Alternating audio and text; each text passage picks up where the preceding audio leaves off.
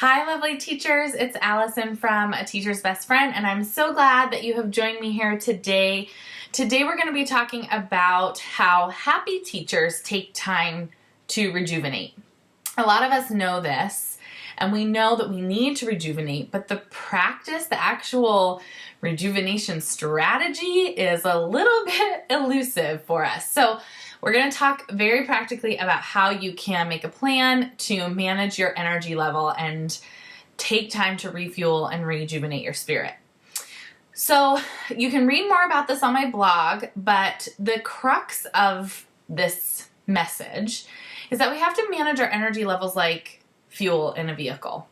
Okay, so I'm going to totally use this analogy, and I want you to think about every aspect of the analogy and how that relates to how we manage our energy level. So before you set out on a journey, you always look at your gas tank and go, do I have enough gas to get me where I want to go? So very simply, we have to always be checking in to see if we have enough energy to get where we want to go. Do we have enough energy to get through the day, to get through the week, to get through this activity? So we always have to check in. If we don't, we have to go refuel. If we do, then we proceed on.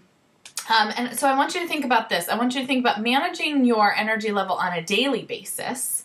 So, not starting the day completely full bore and pedal to the metal, but trying to level out your energy spend throughout the day so that you don't have these peaks and valleys and end the day completely out of gas, right? Completely out of energy. The second tip is to think about managing your energy on a weekly basis. So looking at your calendar and looking at your schedule and going, okay, I know that we've got parent conferences on Thursday, so I'm not going to plan anything Wednesday night because Wednesday night I really want to do something for myself. I want to take some time to rejuvenate because Thursday's going to be a super long day. Or Wednesday night I want to get in bed early and I want to read my book and just have some time to myself. Okay, so you're looking at what's coming up and how you can manage your energy level based on what you've got going on that week.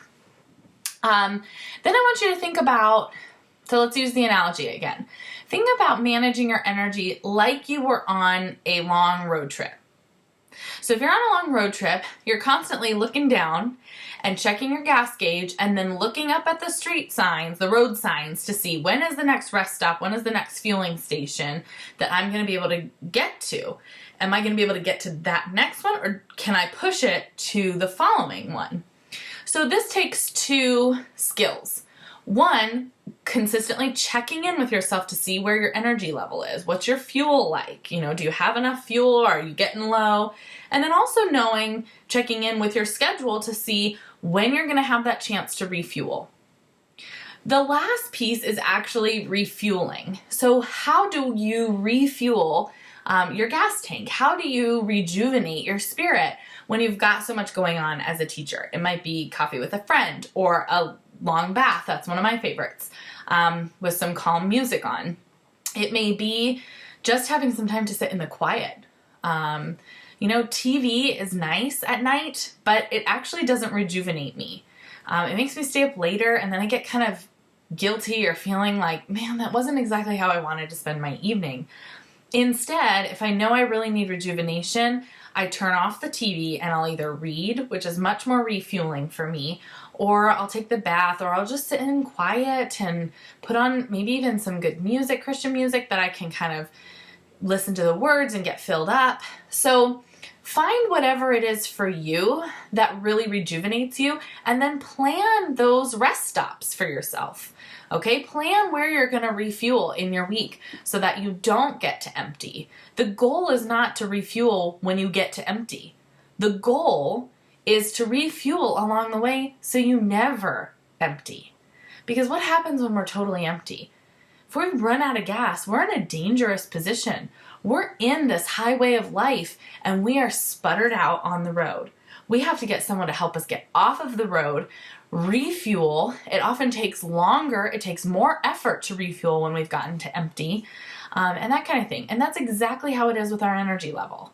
When we're completely burned out and we're in the midst of life, it is a dangerous place for us to be, both physically, it's bad for our health, it's bad for our students, it's bad for our families, it's bad for everyone, and most notably, it's bad for us. It just doesn't feel as good. So don't get to empty before you refuel and rejuvenate. If you want to be a truly happy teacher, you plan in rejuvenation and refueling spots along the way. So I hope that you learned something from this, and I hope that you go and take some time to refuel right now. I'll see you next week.